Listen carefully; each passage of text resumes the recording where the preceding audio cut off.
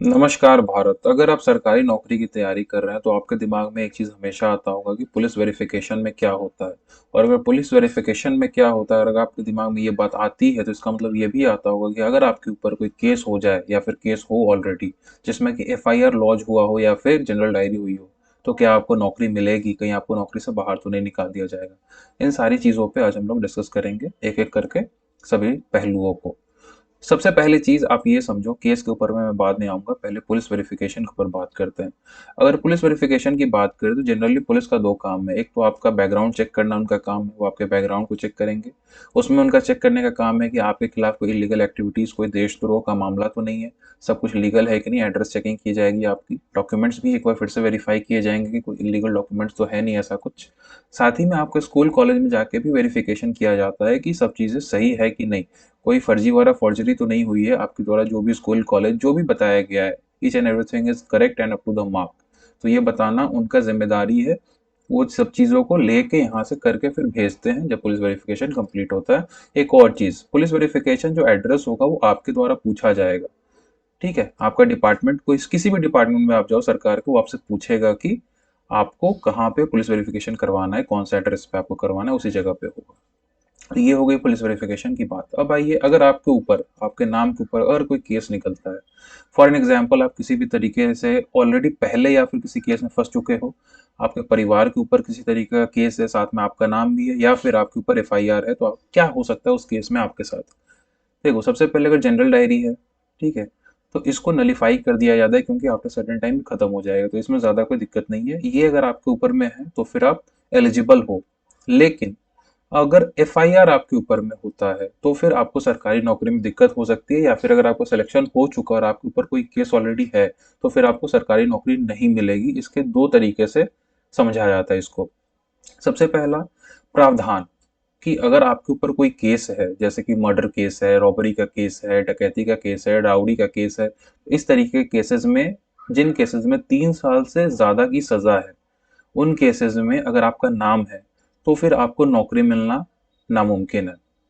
आपको नामुमकिन इसलिए हो जाता है क्योंकि उस केस में आप बहुत हाई लेवल पे आपके ऊपर चार्जेस लगते हैं।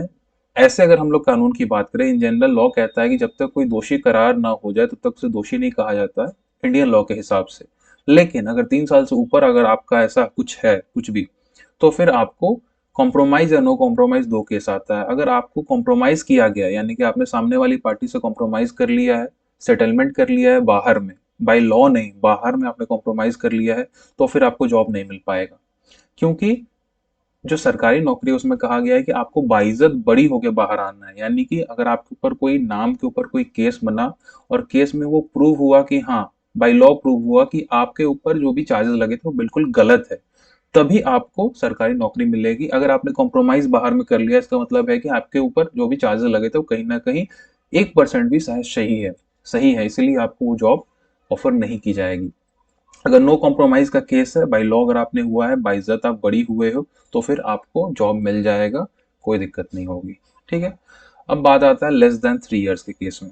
देखो, लेस देन 3 इयर्स का केस में अगर आपके ऊपर कोई ऐसा सजा है, जैसे कि मारपीट का सजा हो गया जिसमें ज्यादा मतलब कि हानि नहीं हुई है और 3 साल से कम की सजा है, प्रावधान है, तो फिर उस केस में आपके साथ देखा जाएगा कि आपके ऊपर जो केस लगा है उसमें आप दोषी करार नहीं हुए, इसलिए आपको जॉब तो मिल जाएगी, जॉब आपको मिल जाएगी at that point of time. लेकिन इन नियर फ्यूचर अगर कभी भी ऐसा प्रूव होता है कि आपके द्वारा की गई चीजें गलत थी और आप उस केस में फंस जाते हो, तो फिर आपको सबसे पहली चीज डिपेंड करेगा, पहले सस्पेंड करेंगे, ठीक है, या फिर सेकंड केस में रस्टिकेट भी कर सकते हैं।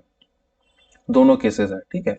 तो हर केस में आप समझ लो कि आप किस केस में अगर आप आ रहे हो, सबसे पहली चीज, अगर आपका नाम ऐसे केसेस में है तो आप देखो कि कभी भी आप कॉम्प्रोमाइज करके बाहर मत आना, वरना आप कभी भी एलिजिबल नहीं हो पाओगे जॉब के लिए। और अगर आप इसमें नहीं हो, किसी और भी क्राइटेरिया में फंसते हो या फिर फंस चुके हो पहले, तो फिर आपको क्या करना है ये चीज आप बिल्कुल जान के रखो, बहुत दिक्कत हो जाएगी, वरना गवर्नमेंट जॉब का सपना आपका सपना रह जाएगा, कभी फुलफिल नहीं हो पाएगा। ठीक है, तो आई होप सो कि सभी चीजें मैंने क्लियर कर दी है, एक एक चीज मैंने क्लियर कर दी है। फिर भी अगर आपको कोई क्वेरी रहता है तो मैं आपको बोलूंगा कि आप कमेंट सेक्शन में जाके कमेंट करो अपना क्वेरी, कोशिश करूंगा कि आपको सब चीजें बता दूं। बाकी देखो, थैंक यू मैं हमेशा बोलता हूँ, लाइक शेयर सब्सक्राइब करो, आपकी फैमिली है माइंडली थॉटफुल। ठीक है? आपकी फैमिली है माइंडली थॉटफुल, इसको सब्सक्राइब करके रखो। एज़ एम एन एजुकेटर इस पे बहुत सारी चीज़ें पढ़ाई भी जाती है, मैथ से रिलेटेड, रीजनिंग से रिलेटेड भी कोशिश करता हूँ कभी-कभी, अगर डाल पाऊँ जितना ज़्यादा टाइम मिलता है तो। साथ में आप टेलीग्राम चैनल को ज्वाइन कर लो, इंस्टाग्राम को ज्वाइन कर लो, डिस्क्रिप्शन में आपको लिंक मिल जाएगा, राइट? और वीडियोस चेकआउट ज़रूर करो, एजुकेशन से रिलेटेड, मैथ से रिलेटेड, सब चीज़ आपको बिल्कुल फ्री में मिलता है। होपफुली सब चीज़ आपको समझ में आ गई है। चैनल को सब्सक्राइब जरूर कर लेना। टिल देन बाय बाय, जय हिंद।